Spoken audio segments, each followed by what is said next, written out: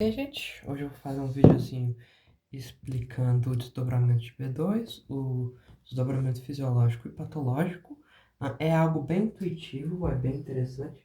Espero poder ajudar vocês com isso daqui, já que é algo que com toda certeza vocês vão ver com uma certa frequência lá no ambulatório de Nelma, começando com o desdobramento de B2 fisiológico, que ocorre por causa que durante a inspiração, o que acontece? Há uma diminuição da pressão intratorácica, por causa que o tórax vai expandir.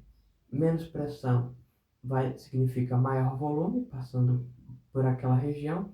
Maior volume significa mais sangue sendo contraído pelo ventrículo direito e passando pela válvula pulmonar. É por isso que, durante a inspiração, quando está passando mais sangue, pode ocorrer esse desdobramento de B2. Mas vai ser algo que vai estar sempre frequente só durante a inspiração e vai ser algo que vocês vão ver com frequência, já que até 80% das crianças podem ter isso, mas também não é algo restrito à faixa etária pediátrica. Você pode achar isso em outros pacientes ao longo dos ambulatórios. Aí, passando para uma causa patológica, nós vamos ter três diferentes.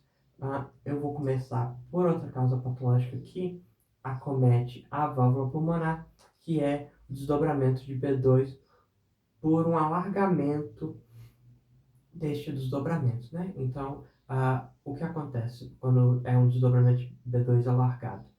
Ou a válvula pulmonar está estenosada, e essa estenose da válvula pulmonar vai aumentar a rigidez da válvula, e aí ela vai demorar mais para fechar. Então, vai demorar mais para essa válvula fechar, mesmo na expiração, mas por causa que durante a inspiração ainda vai estar passando um volume maior, também vai demorar um pouco mais para essa válvula fechar na inspiração comparado com a expiração. Então, é basicamente a mesma coisa do desdobramento de B2 fisiológico, só que é mais exagerado, sabe? Demora um tiquinho a mais para fechar, e aí com isso você consegue diferenciar que é uma causa patológica. Além da estenose da válvula pulmonar, a gente também pode ter esse acometimento em pacientes que têm bloqueio do ramo direito, por causa que vai ser um ramo que vai inervar a válvula pulmonar, e se demorar um pouquinho mais para a válvula receber o comando para fechar, ela vai demorar um pouquinho mais para fechar. Então, a gente pode ter uma válvula saudável que tem com esse desdobramento alargado devido ao bloqueio do ramo direito. Aí, além disso, a gente vai ter um desdobramento do B2 fixo. Isso ocorre em outra patologia que é bem comum lá no ambulatório de Nelma, que é devido a pacientes com comunicação interatrial, por causa que vai ter um redistribuimento do sangue entre os dois átrios, por causa da comunicação interatrial, e aí por causa disso não vai ter muito sangue para passar, como deveria ter fisiologicamente.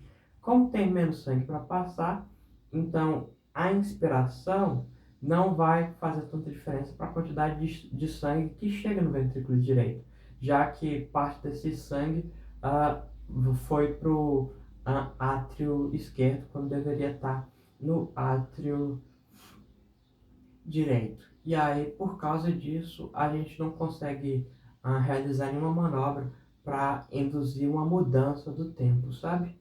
Aí isso acontece na comunicação interatrial. Não importa se o paciente está inspirando, não está expirando, vai ter um desdobramento que você consegue escutar, mas vai ser estar sempre presente. Aí, por último, nós temos o desdobramento de B2 paradoxal, que vai ser um desdobramento de B2 que é paradoxal, né? O próprio nome já diz. Vai ser a exceção que prova a regra. Porque que todos os outros desdobramentos de B2 que eu mencionei, eles desdobravam somente a válvula pulmonar. esse daqui é o único desdobramento de B2 que vai causar a válvula aórtica a fechar um pouco depois. Por que isso acontece? Por causa de duas razões, que são basicamente as mesmas razões do desdobramento de B2 alargado, só que aplicados para a válvula aórtica. Ou seja, se o paciente tiver um problema, por exemplo, um bloqueio de ramo esquerdo, então o ramo esquerdo vai demorar um pouco mais para a válvula aórtica fechar, e aí ela vai demorar um pouco mais para fechar, e aí vai causar esse desdobramento. Ou se o paciente tiver uma estenose da válvula aórtica, ela também pode ser mais enrijecida, demorar um pouco mais para fechar, e aí causar este desdobramento. E aí, como que vocês conseguirão distinguir se é um desdobramento que ocorre devido a um acometimento na válvula aórtica ou na válvula pulmonar, já que ela teoricamente tem um som parecido? Bom, uma coisa muito útil é por causa que, além de ser paradoxal, por causa que é a única que ocorre na válvula aórtica e não na pulmonar, também é paradoxal por causa que você induz o desdobramento do B2 paradoxal ah, por via da expiração. Então, na expiração é que você vai conseguir notar um aumento desse desdobramento. Por que é isso? Por causa que a patologia está causando a válvula aórtica fechar um pouco mais tarde, né? Ou por causa que ela está endurecida, ou por causa de algum problema na despolarização dos nervos, né?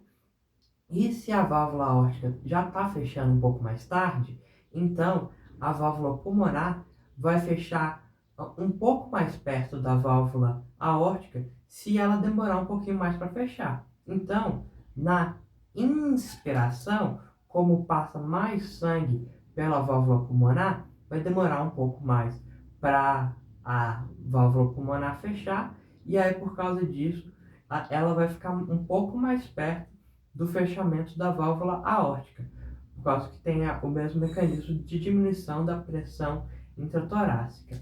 Mas durante a expiração, a gente não vai ter esse aumento de fluxo pela válvula pulmonar, então ela vai fechar em um tempo, né, menor, e aí por causa disso a gente consegue notar um contraste maior entre o fechamento fisiológico da válvula pulmonar e o fechamento patológico da válvula aórtica.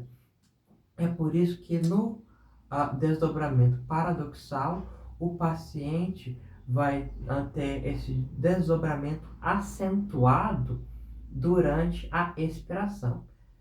Então, eu acho que ficou claro, mas vamos voltar do começo só para tentar resumir rapidamente. Desdobramento de B2 fisiológico é sempre durante a inspiração. Desdobramento de B2 alargado é por causa de algum problema ou na condução, então um bloqueio de ramo direito ou uma estenose na válvula pulmonar, e vai ser algo que vai sempre causar um desdobramento mais, como eu posso dizer, mais exagerado. O desdobramento fixo não vai estar associado com a expiração ou com a expiração, então é fixo, como o próprio nome diz, e o desdobramento paradoxal vai ser paradoxal. Então você consegue notar ele de forma mais acentuada durante a expiração e não durante a inspiração, o que não é o caso para os outros desdobramentos. Eu espero que tenha ficado claro. E se vocês tiverem qualquer dúvida, fiquem livres para me mandar mensagem, viu? Eu gosto muito de ajudar no que for possível.